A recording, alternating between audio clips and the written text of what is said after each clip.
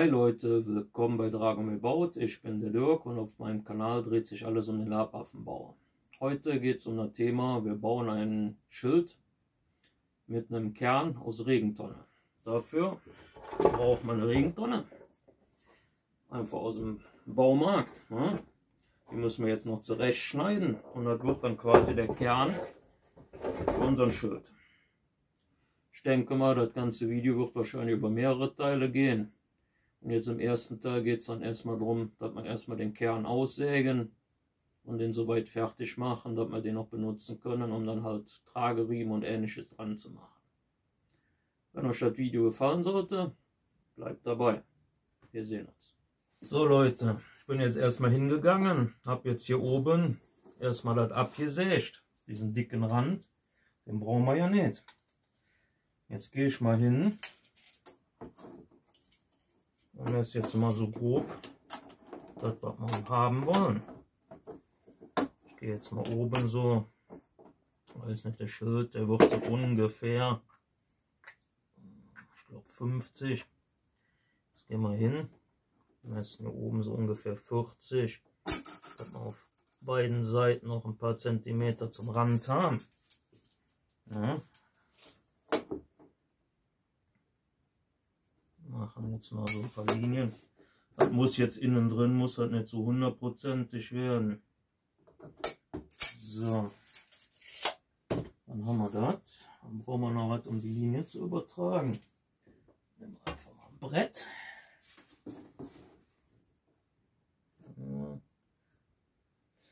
Seht ihr, jetzt haben wir das Ganze nämlich oben und unten schon ein bisschen, weil das Ganze geht jetzt so ein bisschen konisch zu. So, wir können das natürlich auf der kompletten Länge so lassen. Oder wir machen einfach das Ganze jetzt unten ein bisschen schmaler. So, im Endeffekt geht es ja auch nur darum, dass ihr quasi oben genug Breite habt für den Griff. Und dann müssen wir sowieso noch ein bisschen beisägen. So, dann haben wir hier unten auch noch eine Linie. Das Ganze wollen wir hier noch ein bisschen gerade haben. Dann müssen wir mal gucken, wie wir das am besten machen. So.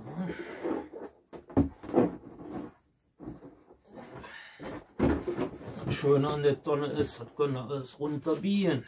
Da passiert bloß nichts. Gehen wir einfach mal hin. Machen einfach mal so eine Linie noch.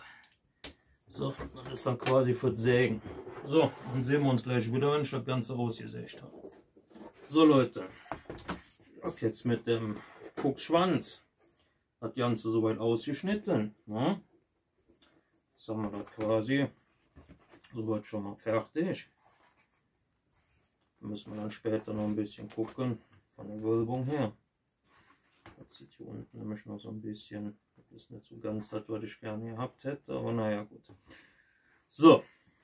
Jetzt habe ich hier noch die Ecken ein bisschen abgekantet. Jetzt habt ihr natürlich hier durch das Sägen immer noch so ein bisschen Grat. Dann nimmt ihr am besten eine Cutterklinge und geht einfach nur so da drüber. Ja, und das macht er dann rundherum. Damit könnt ihr dann super die Kanten brechen. Ja, seht ihr ja hier. Ne? So, das macht er dann rundherum.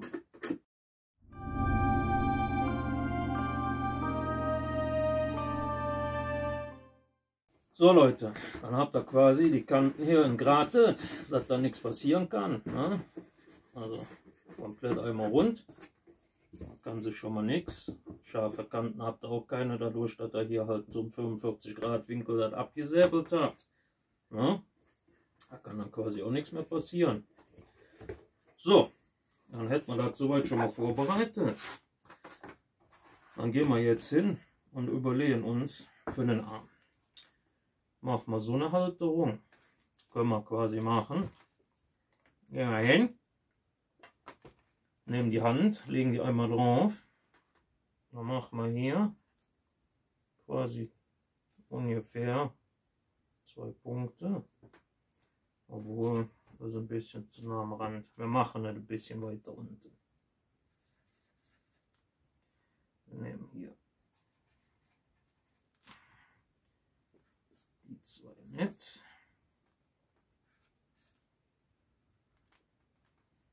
So.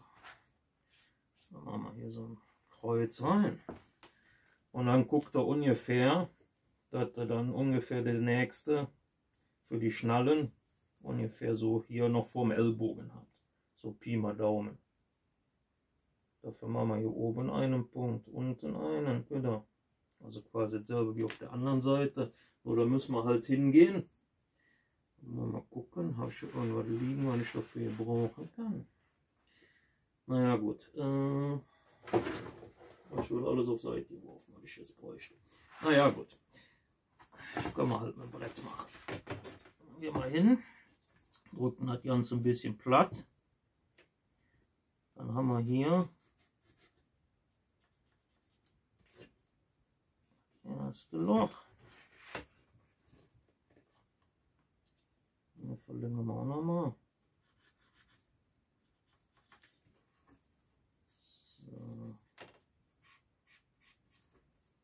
So, dann haben wir quasi schon mal für die Halterung schon mal, wo wir bohren müssen. Da kommen nämlich nachher Schrauben rein. Ja, Schrauben, habt richtig gehört.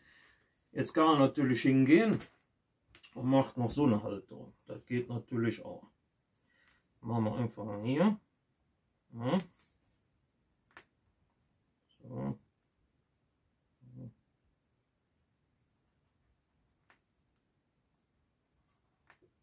Machen wir die 2 Punkte.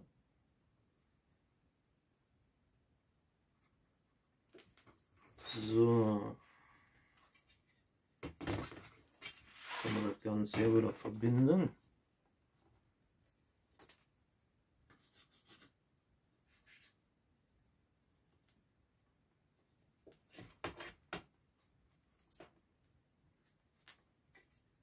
So. Dann haben wir quasi von hier und dann können wir quasi von hier nach hier nämlich auch nochmal machen. Ne? Da hat man quasi so 2 Halterungen. Also quasi einmal so und einmal so.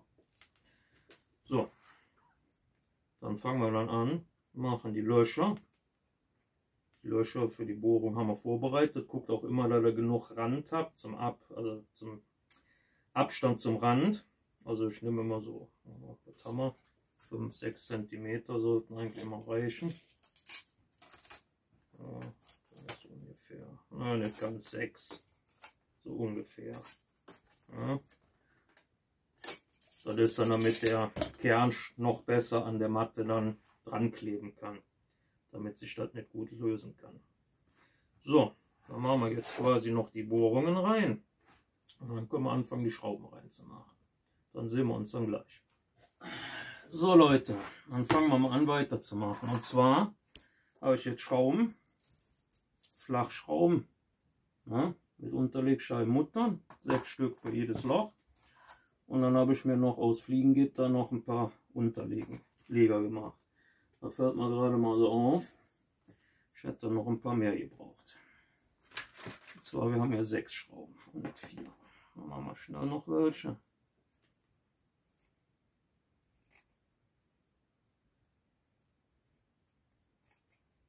So. So ungefähr die Größe. Die anderen. So, wofür wir das brauchen, zeige ich euch dann gleich. So, jetzt gehen wir erstmal hin und machen erstmal die Löcher. Erstmal grob vorbohren.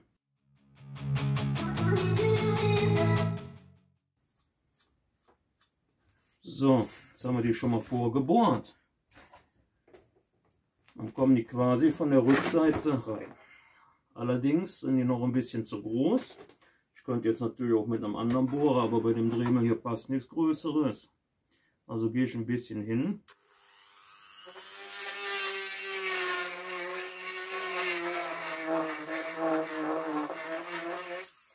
Und benutze ihn so ein bisschen wie eine Fräse. So. Die Löcher dann nicht zu groß machen, damit ihr das Gewinde noch so ein bisschen reinschneiden könnt. Das ist nachher nämlich nicht schlecht. Dann hält das nämlich nachher besser.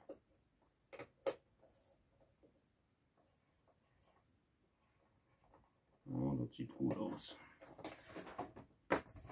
Machen wir dann gleich richtig. So, die anderen machen wir dann auch ein bisschen größer.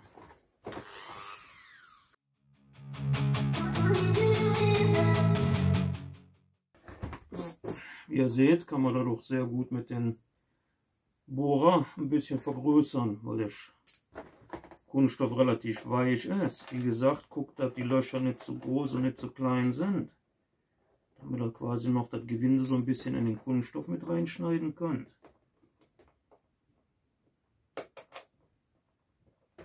Ja, das ist genau richtig. Das erste war ein bisschen zu groß schon. Das ist dann halt dann nachher, damit das sich nicht so schnell rund drehen kann, wenn man was isst. Aber ist jetzt nicht schlimm. Das wird sowieso nachher dann nochmal zusätzlich gesichert mit dem Fliegengitter. Na, das zeige ich euch dann jetzt gleich. So, dann mache ich jetzt erstmal die ganzen Schrauben rein und dann sehen wir uns gleich wieder. So Leute, die Schrauben sind jetzt drin. Jetzt nehmen wir noch ein bisschen Schmirgelpapier und gehen dann hier um die Löcher noch so ein bisschen rund und rauen das Ganze noch ein bisschen was auf.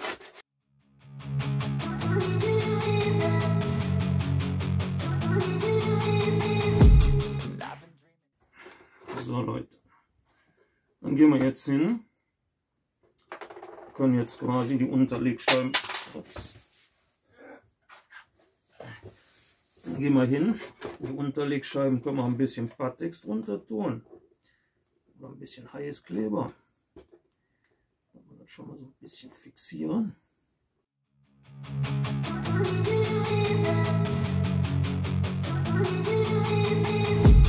I've been dreaming on in my head like I've seen. Ihr seht, ist das hier ein bisschen groß geworden, das Loch. Das sollte jetzt nicht so leicht rumwabbeln. Aber dafür haben wir ja noch das Fliegengitter.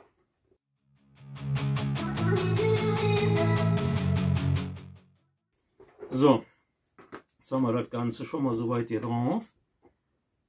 Dann gehen wir jetzt einmal rund. Wie gesagt, können wir mit Pattex machen. Das ist jetzt erstmal noch ein bisschen zum Fixieren. Weil ihr müsst ja später noch die Schrauben dann von der anderen Seite mit den Riemen festziehen. Dann müsst ihr halt ein bisschen gucken, dass das dann auch alles funktioniert. So.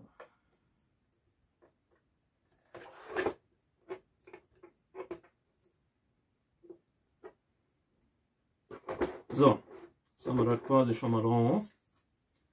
Dann gehen wir jetzt hin. Dann nehme ich das Fliegengitter, könnt ihr auch Leder oder irgendwas nehmen. Also das ist jetzt egal, was ihr da wirklich nehmt. Dann mache ich halt nochmal drauf, damit das Ganze sich nicht verdrehen kann und auch noch so einen leichten Schutz gegen Durchdrücken hat. Dann mache ich immer erstmal so die Mitte.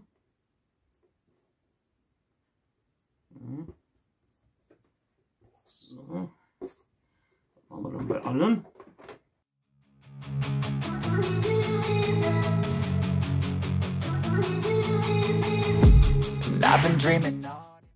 So, das Ganze lassen wir jetzt erstmal abkühlen und dann machen wir den Rest. So Leute, das ist jetzt soweit abgekühlt und dann machen wir jetzt den Rest weiter. Braucht ihr nicht so richtig dick drauf machen. Das ist jetzt quasi wieder nur zum Fixieren. Da kommt nachher noch Pattex drüber. Wie gesagt, das ist jetzt nur dafür gut, dass sich das nicht so verdrehen kann von der Schraube her.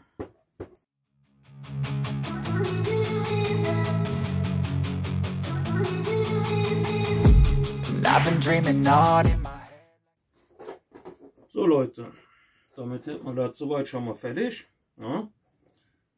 Das ist dann quasi, hier kommt dann die Matte drüber, die dicke. Auf der Innenseite machen wir dann eine dünnere drüber. Ja, das wäre jetzt erstmal als Vorbereitung. So Leute, der Kern ist schon mal soweit fertig. Ja? Schrauben sind drin. Gegen Runddrehen habe ich es auch noch gesichert. Da könnt ihr so noch ein Lederstück noch drauf machen, dass sich quasi die Schrauben nicht durchdrücken können, aber normalerweise drückt sich da nichts mehr durch. Also, ne? Man muss auch gucken, dass man die Schrauben halt nicht so lang wählt. Nachher für die Innenseite. Ich werde dann die Innenseite nur mit einer 5er Matte machen, weil das ist dann auch zum Kleben besser. Dann hat man die auch nicht mehr nachher so weit rausstehen, wenn dann Leder und die Muttern drauf sind. Aber das seht ihr ja dann gleich. Ne? So. Ja. Normalerweise geht man erstmal hin und macht eine Schablone für den Schild. Aber dadurch, dass ich das Ding einfach mal so baue, mache ich dann eine passende Schablone zu dem Kern. Ne? Also im Normalfall macht er erstmal die Schablone und passt den Kern dann an die Schildform an. Damit der dann nicht zu groß oder zu klein ist. Aber dadurch, dass ich den Schild halt ungefähr in so grob einen Meter machen will, passt das von der Größe halt schon. Da braucht man nicht viel. Das ist nur ein bisschen hoch und runter schieben und dann halt verkleben. So, dann sehen wir uns im nächsten Video. Und da fange ich dann an, mit der Schablone den Schaumstoff zu schneiden und den Kern einzukleben. Ich hoffe, das Video gefällt euch. Ne? Und dann sehen wir uns dann im nächsten Teil, wenn es dann weitergeht mit dem Schildbau. Wir sehen uns.